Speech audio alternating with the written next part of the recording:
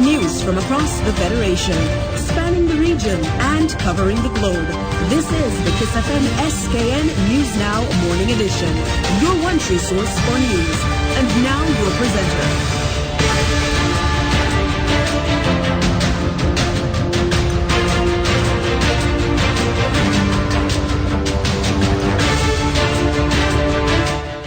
Good morning. Today is Wednesday, 24th January 2018. I'm Ebony Brandon. These are this morning's top stories. Nationally, police are searching for the boyfriend of the woman killed in Nevis.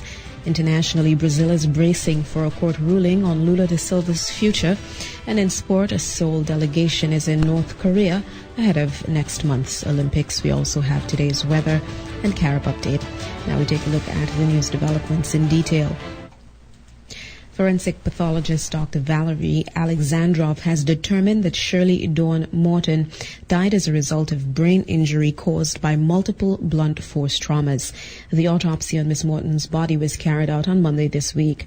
This now confirms Ms. Morton is the country's second homicide victim this year and the first woman to have been killed. Police are now carrying out investigations into the matter. Authorities are also searching for 52-year-old Wayne Spire Chapman of Bucks Hill Hanleys Road, whom they have identified as a person of interest. Police say he is wanted for questioning in connection with Morton's death.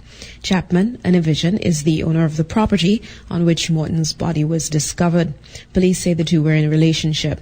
Wayne Spire Chapman is 5 feet 6 inches tall, of medium build, has dark brown eyes, brown skin, and wears his hair very low or completely bald.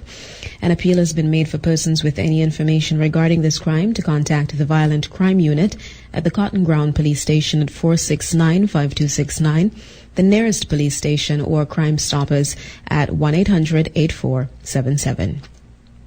In other news, opposition leader Right Honorable Dr. Denzel Douglas has made a very serious allegation that an unnamed person was sexually assaulted inside government headquarters recently.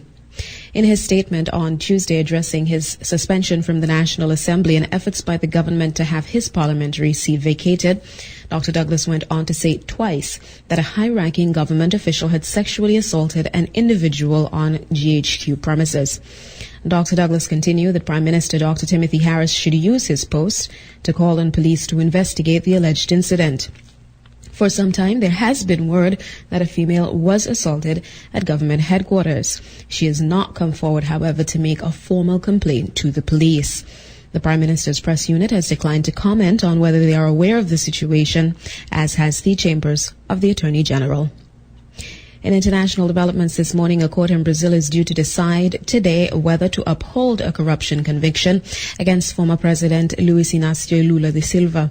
If he loses his appeal, he'll be unable to run for president this year despite being the early favorite to win.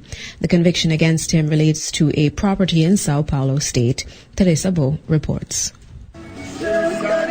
The beaches of Guarujá have long been a holiday getaway for people living in Brazil's financial capital, Sao Paulo. But lately, it's become well known for another reason. It's the focus of the corruption accusations against former President Luiz Inácio Lula da Silva. Everyone says this is Lula's apartment. I think that Lula, as a former president of Brazil, he should have been the most correct of all. If he bought it and gave up on the apartment, as his lawyers say, he should have a document informing that. I think he's guilty. He must pay for his mistakes. The former president was sentenced to 9.5 years in prison. A decision on his appeal is due this Wednesday. Lula was convicted of accepting over $1 million in bribes from a construction company. Prosecutors say that money was used to buy and to renovate that luxury triplex on top of that building. They also say that in return, Lula helped that company win contracts with a state-owned company, Petrobras. But many say there is not enough proof to condemn him, because the triplex continues to be registered under the construction company's name. That's why people like Anderson Sousa dos Santos continue to support him. Lula supports the workers, those who are working hard every day. I will vote for Lula for sure. People are harassing him to stop him returning to the presidency. But we, the Brazilian people, should compare what Lula did for us and what the current president, Michel Temer, has done to us. That's my impression. Brazil is heading to the polls to elect a new president in October, and Lula continues to be this country's most popular politician. He was president for 8 years up to 2010. His supporters continue to see him as a champion of the poor. Lula, who is now 72, is facing 6 other investigations. He's not only fighting back, but has also announced he's planning to run for president again. Nowadays, we don't have a candidate who offers a project, a proposal that gets the electorate involved.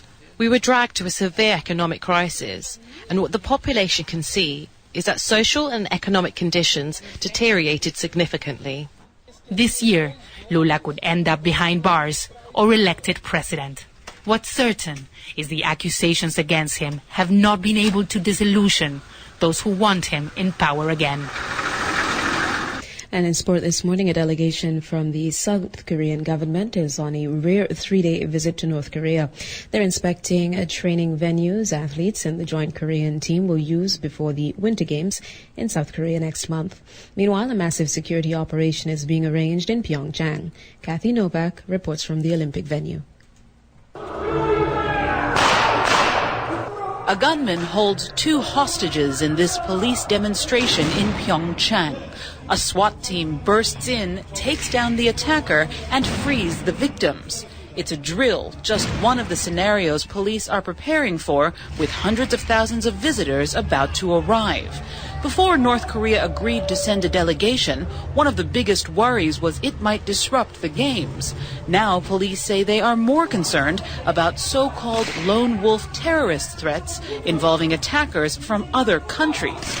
Bomb detection robots that can identify and destroy suspicious items are among the tools available to protect against that threat.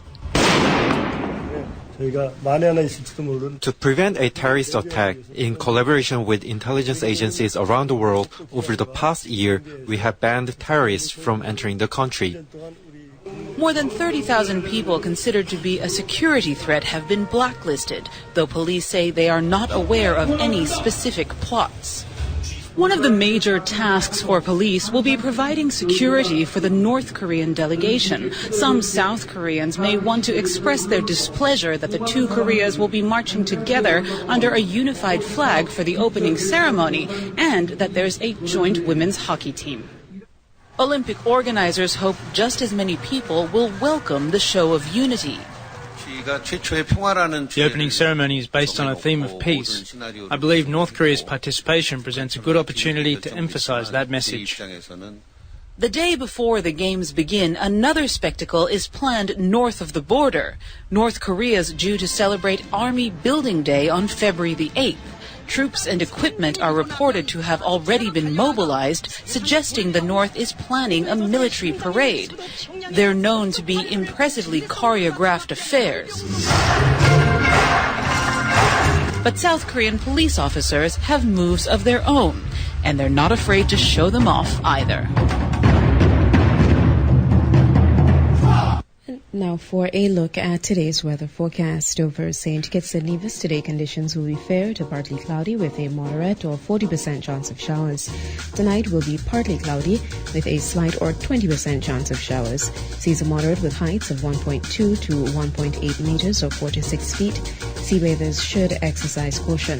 Winds are easterly at 7 to 14 miles per hour. The sea level pressure is 1,016.4 millibars or 30.01 inches. The sun will rise tomorrow at 6:31 a.m. and set today at 6:02 p.m. Across the rest of the Eastern Caribbean, a surface high-pressure system will maintain stable conditions across the Eastern Caribbean. A moderate wind flow will transport shallow patches of clouds across the area.